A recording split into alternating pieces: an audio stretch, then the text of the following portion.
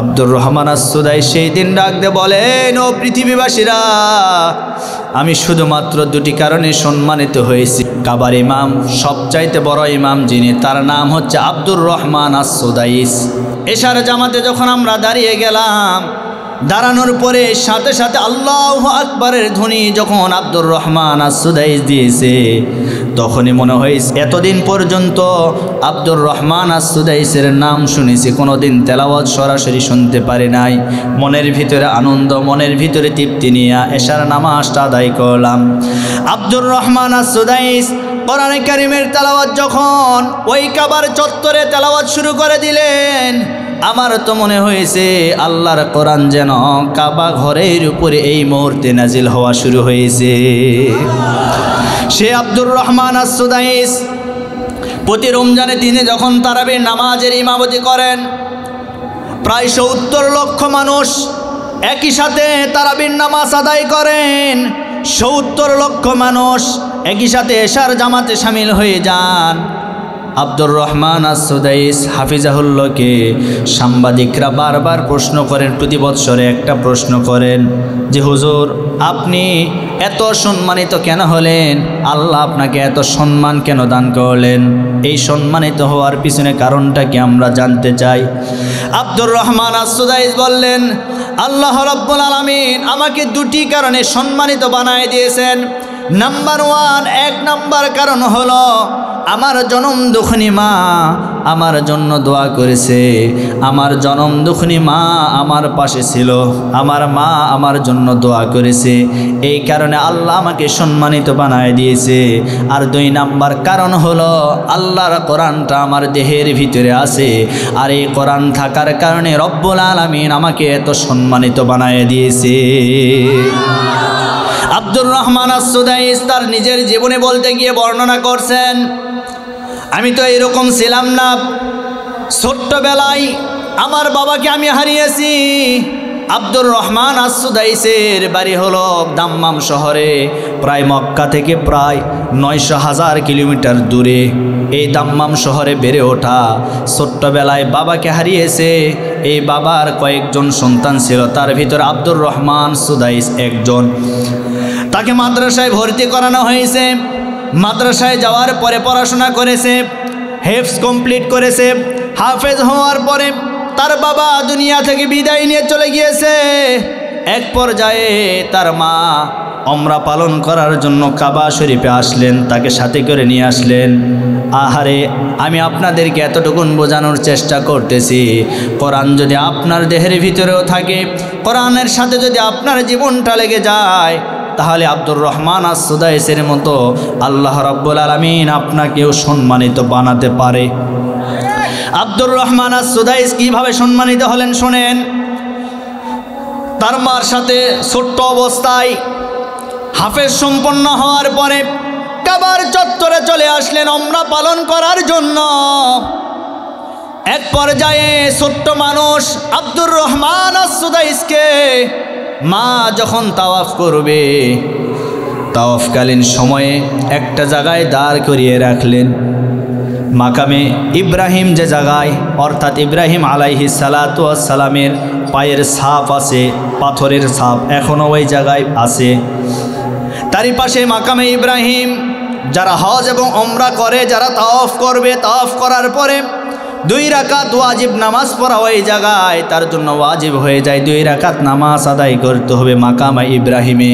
ওই ইব্রাহিমের পাশে আব্দুর রহমান আস-সুদাইসকে দাঁড় করিয়ে রাখলেন আর ডাক দিয়ে বললেন, ও আমার কলিজার টুকরা সন্তান, আমি তাওয়াফ শেষ করতে চাই, তুমি এই জায়গায় দাঁড়িয়ে থাকো, তবে খবরদার তুমি কোথাও যেন হারিয়ে না যাও।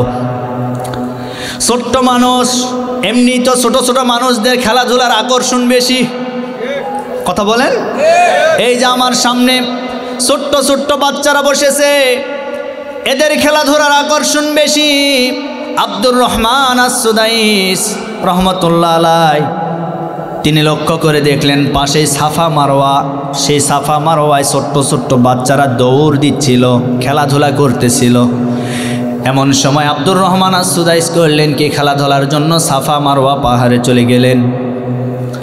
সাফা মারওয়া পাহাড়ে যাওয়ার পরে সাথীদের সাথে খেলাধুলা করলেন। এইদিকে মা তাওয়াফ শেষ করে 7 চক্কর দেওয়ার পরে যে জায়গায় সন্তানকে রেখেছিল সে জায়গায় এসে দেখে সন্তান তো আর না, ওই জায়গা নাই, ওই জায়গা থেকে হারিয়ে গেছে, সন্তানকে আর খুঁজে পায় না। এক পর্যায়ে তার মা চিন্তা করলো, আমিও যদি সন্তানকে খোঁজার জন্য চলে যাই তাহলে দেখা যাবে সন্তানও হেরে যাবে, আমিও আর কোনোদিন সন্তানকে খুঁজে পাবো না। এটা চিন্তা করার পরে তার মা ওই জায়গায় বসে পড়লেন, কাবার দিকে তার দৃষ্টিটা নিক্ষেপ করলেন। নিক্ষেপ করার পরে আল্লাহর কাছে হাত তুলে দোয়া করলেন, রব্বুল আলামিন, আজকে আমার সন্তানকে আমি হারিয়েছি, সন্তান আমার কাছে নাই, আমি সন্তানকে কোথাও খুঁজে পাচ্ছি না। তবে মালিক, তোমার কাছে আমার আরজি, আমার সন্তানকে তোমার ঘরের ইমাম বানায় দাও। যদি সে তোমার ঘরের ইমাম হয় সে কোনোদিন আমার কাছ থেকে হারিয়ে যেতে পারবে না। কাবার দিকে তাকিয়ে বারবার দোয়া করতেছিল, ওগো মালিক, আমি আমার সন্তানকে হারিয়ে ফেললাম, আমার সন্তানকে আমি খুঁজে পাচ্ছি না। মালিক, তোমার রাস্তায় আমি আমার সন্তানকে দান করে দিলাম, আমার সন্তানটাকে তোমার ঘরের ইমাম বানায় নাও। আব্দুর রহমান আস-সুদাই ছোটোবেলায় একটু দুষ্ট প্রকৃতির, দেখবেন দুষ্ট প্রকৃতির যারা হয় তারাই কিন্তু অধিকাংশ সন্তানেরা মাদ্রাসায় পড়ে।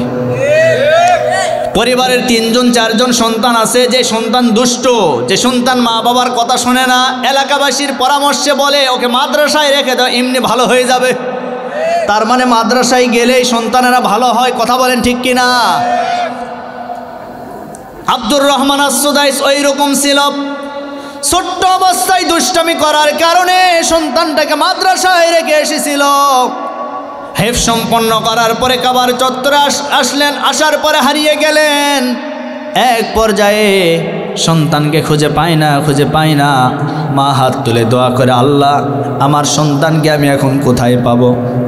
আব্দুর রহমান আস-সুদাইস ডাক দিয়ে বলেন, আমি যখন ওই সাফা মারওয়া থেকে আমার মার কাছে যখন আসলাম, মার পিছনে আমি দাঁড়িয়েছিলাম, এমন সময় আমি লক্ষ্য করে দেখলাম আমার মা 2 চোখের পানি ছেড়ে দিয়েছে।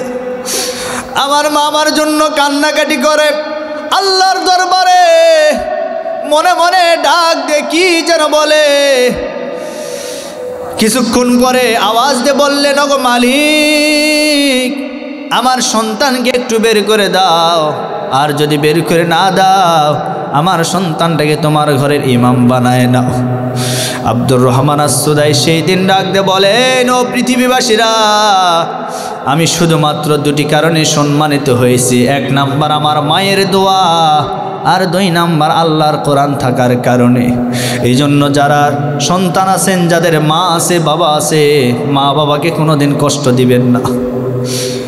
অনেক সন্তান আছে সুন্দরী বউ পাওয়ার কারণে মাকে কষ্ট দেয়, ভিনু করে দেয়, মার মনে আঘাত দিয়ে কথা বলে, মাকে গালিগালাজ করে। আমি তাদেরকে বলতে চাই, কপাল পোড়া মুসলমান, জীবনে যদি উন্নতি করতে চান, জীবনে যদি সফলতা পেতে চান, পীর সাহেবের দরবারে যাওয়া লাগবে না, মায়ের কদমে আপনি পড়ে যান। আপনার জন্য মা জান্নাত, আপনার জন্যই মা জাহান্নাম। তার কারণ মায়ের মনে কষ্ট দিলে আল্লাহর আরশ পর্যন্ত কেঁপে ওঠে, আর মাকে ভালোবাসলে আল্লাহর আরশ পর্যন্ত খুশি হয়ে যায়।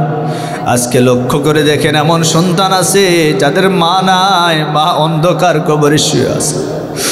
মা যে কত বড় নিয়ামত, যাদের মা চলে গেছে তারা ছাড়া কেউ বুঝবে না। যাদের মা নাই তারা ছাড়া এই দুঃখ কষ্ট কেউ বুঝবে না।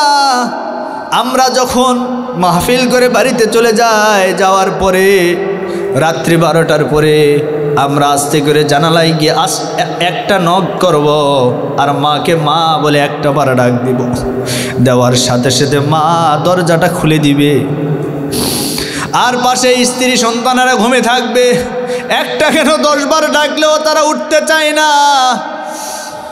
এজন্য যাদের মা চলে গেছে মার জন্য দোয়া করবেন, যাদের মা বেঁচে আছেন খেদমত করবেন, আল্লাহর আরশ মা আল্লাহ খুশি হয়ে যাবে, আপনার জীবনটা পরিবর্তন হয়ে যাবে।